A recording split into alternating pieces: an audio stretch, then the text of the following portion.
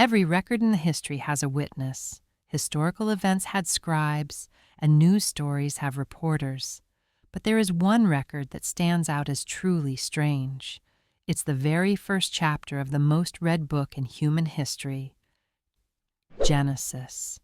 Genesis provides a detailed account of how God created the world in the beginning, the moment light appeared, the separation of heavens and earth, and the birth of every living creature. But did you notice something odd? At the very moment the world was being formed, there was no one on earth.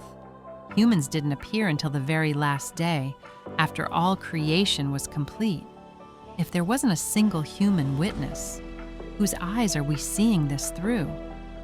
How could God's intimate thoughts, like when He said it was good, ever be transferred onto paper? Today, we're going to investigate the ultimate mystery of the Bible. Who actually wrote Genesis, and how? Who wrote Genesis? Traditionally, Jews and Christians point to one man, the great leader of Israel, Moses. But this raises another question. Moses was born thousands of years after the moment of creation. So how could he know those ancient events in such vivid detail, as if he had seen them yesterday? 3 possibilities of the record.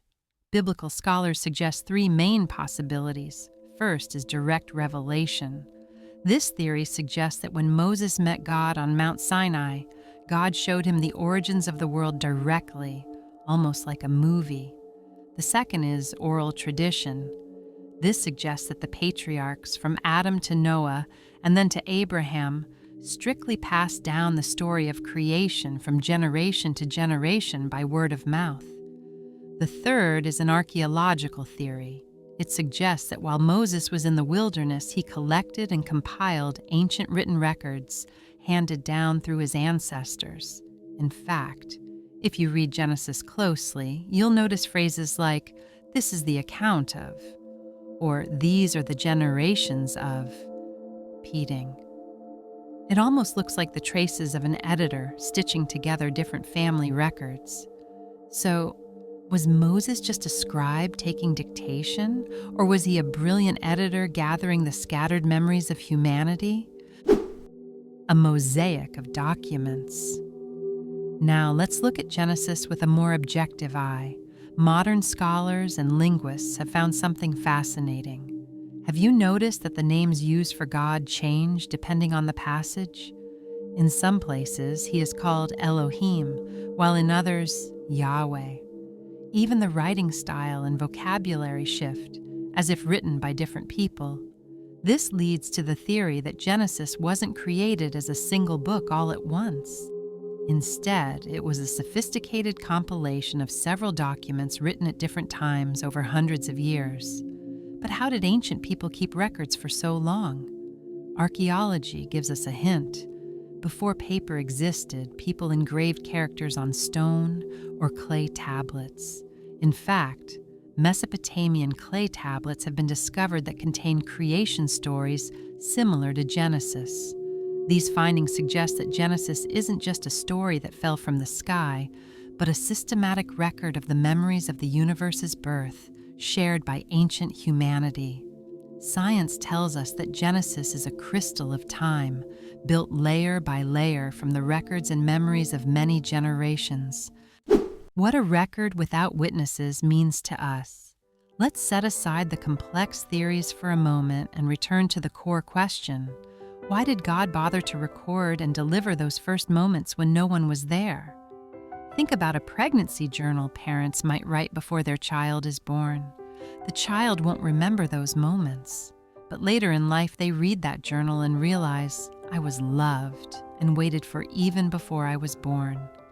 Isn't Genesis the same? A record without a human witness paradoxically tells us that the record has only one true owner. It's a cosmic letter left by the Creator for us, who would be born much later. It's His heart wanting to tell us where we came from and what kind of love we started in.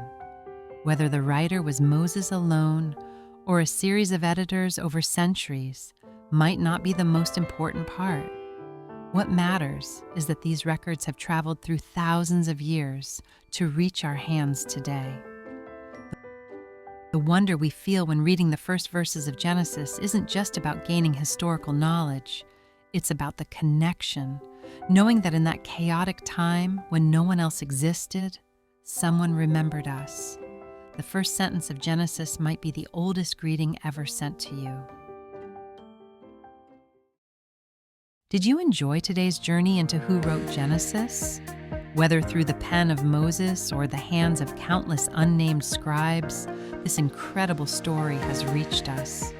What's important is that this record isn't just a myth.